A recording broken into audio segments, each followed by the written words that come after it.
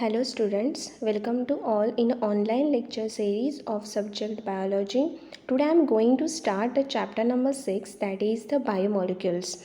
Biomolecules means the biological molecules, and these biomolecules are important to every living organisms because these biomolecules are the building block elements of every living organisms. हे जेवढे काही living organisms आहेत त्यांची जी body तयार होते, buildup होते, ती या बायोमॉलिक्युल्समुळेच तयार होते. So these are very much important to living organisms. Okay, so in this topic we will study all these points. See, first we will see introduction. In today's lecture we will discuss about the introduction of this topic. Then we will study biomolecules in the cell. In its there are carbohydrates. In carbohydrates we will discuss their types, means monosaccharides, disaccharides, polysaccharides. After that, lipids. In lipids we will also study their types: simple lipids, compound lipids, again sterols. After that, proteins.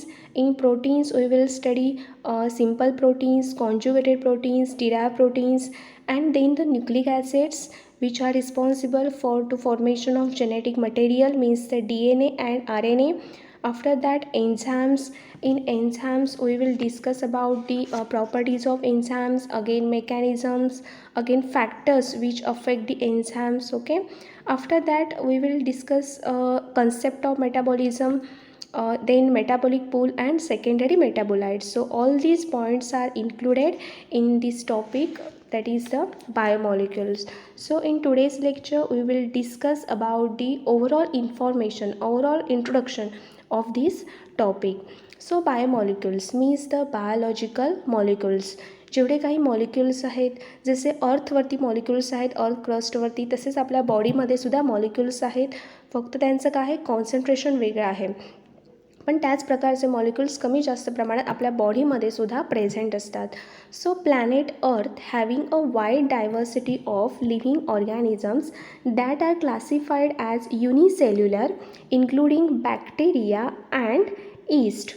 The unicellular ऑर्गॅनिझममध्ये सुद्धा biomolecules असतात, and also these biomolecules found in multicellular organisms like plants and animals. म्हणजे जेवढे काही living organisms आहेत त्या सगळ्यांमध्ये हे बायोमॉलिक्युल्स असतात. So living organisms have cell. प्रत्येक जो लिव्हिंग ऑर्गॅनिझम आहे त्याचं basic structure and functional unit काय आहे, cell. Okay, so living organisms have cell as the basic structural and functional unit. So the cells have protoplasm. सेलमधलं जे fluid असतं त्याला आपण काय म्हणतो, प्रोटोप्लाझम. मग ह्या प्रोटोप्लाझममध्ये this protoplasm contains numerous chemical molecules. त्या प्रोटोप्लाझममध्ये बरेच केमिकल मॉलिक्युल्स असतात. These chemical molecules are nothing but the biomolecules, means biological molecules, means the molecules which are present in living organisms are known as biomolecules. Living ऑर्गॅनिझममध्ये असणारे जे chemical molecules आहेत त्यांना म्हणायचं biomolecules. Bio means biological molecules. Then see here, this is a cell structure. तर हे काय आहे, एका सेलचं स्ट्रक्चर आहे. तर यामध्ये जेवढे काही कंपोनंट्स आहेत सेलमधले, मग त्यामध्ये सुप्रामॉलिक्युलर कॉम्प्लेक्सेस आहेत, मॅक्रोमॉलिक्युल्स आहेत, मोनोमेरिक युनिट्स आहेत. ह्या मोनोमेरिक युनिट्सपासून हे मॅक्रोमॉलिक्युल्स तयार होतात आणि सुप्रामॉलिक्युलर कॉम्प्लेक्स तयार होतात. मग हे जे सगळे मॉलिक्युल्स आहेत, केमिकल्स आहेत, हे सगळे ह्या सेलमध्ये प्रेझेंट असतात. सेलच्या प्रत्येक पार्टमध्ये प्रेझेंट असतात आणि ह्यामुळे ही सेल तयार होत असते आणि सेलमुळे मग टिश्यूज होतात, मग ऑर्गन्स होतात आणि पूर्ण बॉडी मग तयार होत असते. मग यामध्ये आपण बघू शकतो न्यूक्लिओटाइड्स आहेत की जे जेनेटिक मटेरियल तयार करू शकतात, ॲमिनो ॲसिड्स आहेत की जे प्रोटीन्स तयार करू शकतात, इथे शुगर्स आहेत. ओके, ते पॉलिसॅकराइड्स म्हणजे कार्बोहायड्रेट तयार करू शकतात आणि त्यांच्यापासून मग सेलचे वेगवेगळे पार्ट तयार होतात. न्यूक्लिओटाइड्सपासून DNA तयार होतो, ॲमिनो ॲसिडपासून प्रोटीन, आता इथे शुगरपासून सेल्युलोज तयार झालेलं आहे की जे सेलच्या वॉलमध्ये असतं. प्रोटीन प्लाझ्मा मेम्ब्रेनमध्ये असतात. त्यानंतर हे DNA क्रोमोझोम्समध्ये असतात. म्हणजे सेलच्या प्रत्येक पार्टमध्ये हे मॉलिक्युल्स आहेत, हे बायोमॉलिक्युल्स आहेत आणि विदाऊट डॅम त्यांच्याशिवाय बॉडी तयार होऊ शकत नाही कोणत्याही लिव्हिंग ऑर्गॅनिझम्सची. Then biochemistry.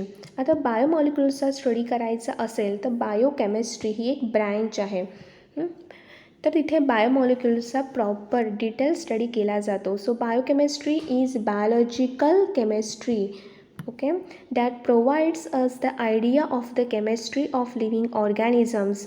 आता बायोकेमिस्ट्रीमधून आपल्याला कोणती इन्फॉर्मेशन मिळते, तर जेवढे काही लिव्हिंग ऑर्गॅनिझम्स आहेत त्यांच्यामध्ये होणारी केमिस्ट्री, म्हणजेच प्रत्येक लिव्हिंग ऑर्गॅनिझममध्ये वेगवेगळे रिॲक्शन्स होत असतात. त्यामध्ये ॲनाबॉलिक रिॲक्शन्स, कॅटाबॉलिक रिॲक्शन्स. ॲनाबॉलिक रिॲक्शन्समध्ये एखादं न्यू प्रोडक्ट फॉर्म होतं. कॅटाबॉलिक रिॲक्शनमध्ये एका कॉम्प्लेक्स प्रोडक्टचं ब्रेकडाऊन होतं. ते सिम्पल फॉर्ममधलं सबस्टन्स पुन्हा दुसरं एक प्रोडक्ट तयार करण्यासाठी यूज केले जातात. मग ही काही जी केमिस्ट्री आहे ती आपल्याला बायोकेमिस्ट्रीमधून समजते. त्यानंतर molecular basis for changes taking place in plants, animals and microbial cells. कसे मॉलिक्युलर बेसिस म्हणजे कसे चेंजेस होत जातात प्लांट्स, ॲनिमल्स, मायक्रोबियल सेल्समध्ये, ते आपल्याला बायोकेमिस्ट्रीमधून कळतं. Okay, so this biochemistry develops the foundation for understanding all biological processes and communication within and between cells, as well as chemical basis of inheritance and diseases in animals and plants. तर ह्या बायोकेमिस्ट्रीमधून आपल्याला बऱ्याच गोष्टी body related लक्षात येतात. त्या म्हणजेच वेगवेगळ्या बायोलॉजिकल प्रोसेसेस, बॉडीमध्ये ज्या वेगवेगळ्या प्रोसेस होत असतात, डायजेशनच्या असतील, एक्सक्रिशनच्या असतील, त्यामध्ये होणाऱ्या वेगवेगळ्या रिॲक्शन्स आहेत. त्यानंतर कम्युनिकेशन्स आहेत सेलमधले, काही ट्रान्सपोर्टेशन्स असतील, तर ते सगळे. नंतर केमिकल बेसिस ऑफ इनहेरिटन्स, म्हणजेच एखादं जेनेटिक मटेरियल असतं ते ट्रान्समिट होत असतं जनरेशन वाईज, मग ते केमिकल बेसिस आपल्याला लक्षात येतात. आणि त्याचबरोबर वेगवेगळे डिसीजेस जे प्लांट्स आणि ॲनिमल्समध्ये होत असतात त्या रिलेटेड इन्फॉर्मेशन आपल्याला या बायोकेमिस्ट्री थ्रू मिळू शकते. So biochemistry is very much important for the understanding of the biomolecules. Okay, then chemical analysis. आता बायोकेमिस्ट्रीमध्ये किंवा हे बायोमॉलिक्युल स्टडी करायचं असेल तर आपल्याला काय करावं लागतं, केमिकल ॲनालिसिस करावं लागतं. हे बायोमॉलिक्युल्स फाइंड आउट करण्यासाठी, त्यांचं स्ट्रक्चर बघण्यासाठी. आता इथे आपण बघू शकतो वेगवेगळे बायोमॉलिक्युल्स आहेत, त्यांचे ही काय आहेत, वेगवेगळे स्ट्रक्चर्स आहेत. ओके, हे सगळे स्ट्रक्चर्स आहेत. हे स्ट्रक्चर्स कसे लक्षात येणार, तर हे केमिकल ॲनालिसिस करून हे स्ट्रक्चर्स लक्षात येतात. So chemical analysis of all living organisms indicates presence of the most common elements like carbon, hydrogen, nitrogen, oxygen, sulfur, calcium, phosphorus, magnesium and other with their respective content per unit mass of a living cell. आता हेच जे काही elements बघितले आपण, carbon, hydrogen, nitrogen, हे ॲटमॉस्फिअरमध्ये पण आहेत, अर्थवरती आहेत, तसेच आपल्या बॉडीमध्ये पण आहेत, पण त्यांचं प्रपोर्शन हे वेगळं आहे. आणि आपण एक unit mass of living tissue घेतला, सपोज 1 ग्रॅम घेतला, त्यांचा रिस्पेक्टिव्ह कंटेंट हा त्यामध्ये ठरलेला असतो. म्हणजे कार्बन किती % असायला पाहिजेत, नायट्रोजन किती % असायला पाहिजेत, हे सगळं, ऑक्सिजन किती % असायला पाहिजे, हे सगळं आपल्याला ह्या केमिकल ॲनालिसिस करून हे लक्षात येतं.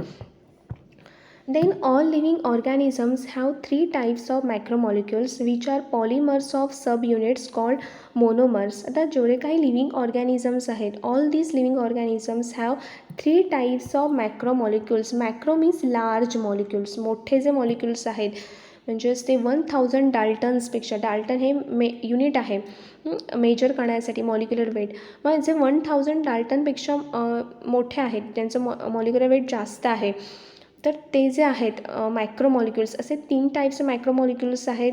आणि हे मायक्रोमॉलिक्युल्स आहेत ते कसं आहेत, polymers of sub units called monomers. Monomers म्हणजे एक सिम्पल युनिट, असे मोनोमर्स एकमेकांना जॉईंट होत गेले की एक पॉलिमर्स तयार होतं, म्हणजे मोनोमर्सची एक लॉंग चेन तयार होते, त्याला म्हणायचं पॉलिमर्स. असे हे जे मायक्रोमॉलिक्युल्स आहेत ते काय आहेत, पॉलिमर्स आहेत. So the polysaccharides means the carbohydrates, polypeptides means proteins, कारण प्रोटीन्समध्ये ॲमिनो ॲसिड हे मोनोमर आहे आणि असे बरेच ॲमिनो ॲसिड पेप्टाईड बॉन्डने जॉईंट होतात, म्हणून त्याला पॉलीपेप्टाइड्स म्हणायचं. Poly means many. Then polynucleotides means nucleic acids. हे मॅक्रोमॉलिक्युल्स झाले. इथे आपण बघू शकतो न्यूक्लिक ॲसिड आहे, DNA RNA साठी रिस्पॉन्सिबल असतात. त्यानंतर कार्बोहायड्रेट्स आहेत, प्रोटीन्स आहेत. मग हे जे आहेत ते मॅक्रोमॉलिक्युल्स आहेत. आणि लिपिड जे आहेत ते मायक्रोमॉलिक्युल आहे. आता हे जे मायक्रोमॉलिक्युल्स आपण बघितले, these are the polymer of monosaccharides, amino acid and nucleotide. त्यांचे हे पॉलिमर्स आहेत, हे जे 3 आहेत ते. मोनोसॅकराइड्स कार्बोहायड्रेट्स फॉर्म करतात, ॲमिनो ॲसिड्स प्रोटीन्स फॉर्म करतात आणि न्यूक्लिओटाइड्स हे न्यूक्लिओटाइड्स फॉर्म करतात, म्हणजेच न्यूक्लिक ॲसिड फॉर्म करतात, DNA RNA. ओके. आणि लिपिड जे आहे, लिपिड आर वॉटर इनसोल्युबल, पाण्यामध्ये इनसोल्युबल असतं, म्हणजे वॅक्सी जे सबस्टन्स असतात ते लिपिडमध्ये येतात. दीज आर वॉटर इनसोल्युबल, पाण्यामध्ये डिझॉल्व्ह होत नाहीत कारण ते ग्रॅन्युल्स फॉर्म करतात अशा टाईप्सचे. असे व्हेसिकल्स असे फॉर्म करतात की जे डिझॉल्व्ह होत नाहीत. Water insoluble and small molecular weight, यांचं 800 डाल्टनपर्यंत मॉलिक्युलर वेट असतं. Molecular weight it is about 800 dalton. आणि 1000 डाल्टनपेक्षा ज्यांचं मॉलिक्युलर वेट जास्त आहे ते मॅक्रोमॉलिक्युल्समध्ये येतात, पण यांचं 1000पेक्षा कमी आहे, below 1000 dalton. So these are micromolecules. Okay. So lipids are micromolecules and nucleic acid, carbohydrate and proteins are macromolecules. So lipids are water insoluble and small molecular weight compounds as compared to macromolecules. Macromolecules वर compare केलं तर यांचं molecular weight हे कमी आहे. Then classification. Biomolecules are classified as organic and inorganic elements. Biomolecules 2 फॉर्ममध्ये classify केले जातात, ऑर्गॅनिक अँड इनऑर्गॅनिक. सुरुवातीला आपण ऑर्गॅनिक क्लासिफिकेशनचा स्टडी करूया. ओके. सो यामध्ये organic elements classified as macromolecules and micromolecules. Macro means large molecules and micro means small molecules. Micro means छोटे molecules. Okay. Macromolecules are classified as polysaccharides, polypeptides and polynucleotides. So polysaccharides means carbohydrates. They form of simple unit. मग याच्यामध्ये monomer का आहे तर sugar आहे. शुगरचे molecules एकमेकांना bind होऊन एक पॉलिमर चेन फॉर्म करतात, ती चेन म्हणजेच पॉलीसॅकराइड्स. त्यानंतर polypeptides. These polypeptides form from amino acids. Amino ॲसिड्सपासून पॉलीपेप्टाइड्स म्हणजेच प्रोटीन्स तयार होतात. After that, polynucleotides means DNA, RNA. These are formed from nucleotide. न्यूक्लिओटाईडपासून पॉलीन्यूक्लिओटाइड्स फॉर्म होणार. Poly means many. Okay. Then micromolecules. Organic एलिमेंट्समध्ये micromolecules, त्यामध्ये lipids and secondary metabolites असे 2 part असतात. Lipids form from fatty acids plus glycerol. Fatty acid आणि glycerol एकत्र आले की ते लिपिड फॉर्म करतात.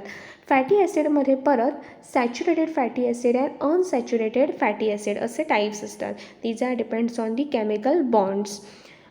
त्यानंतर सेकंडरी मेटाबोलाइट्स. सेकंडरी मेटाबोलाइट्समध्ये अल्कलॉइड्स आहेत, phenols, टर्पेनॉइड्स, essential oils, toxins, lectins हे सेकंडरी मेटाबोलाइट्स आहेत. So this is about the organic elements. आता आपण इनऑर्गॅनिक एलिमेंट्स बघूया, या पार्टचं स्टडी करूया.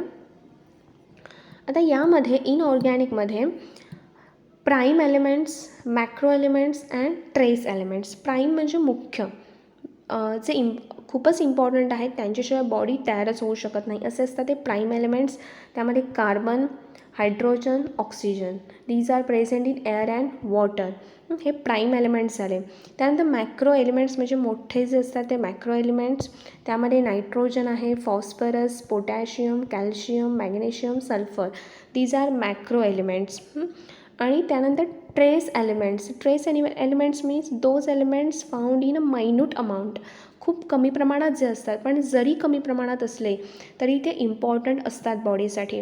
असे जे ट्रेस एलिमेंट्स आहेत ते boron, chlorine, zinc, copper, iron, sodium, molybdenum, nickel, silicon, cobalt these are the trace elements. So this is the classification of the biomolecules. आणि हे जे बायोमॉलिक्युल्स आहेत, मायक्रोमॉलिक्युल्स, कार्बोहायड्रेट्स, प्रोटीन्स, लिपिड्स हे सगळं आपण ह्या टॉपिकमध्ये इन डिटेल स्टडी करणार आहोत. So thank you.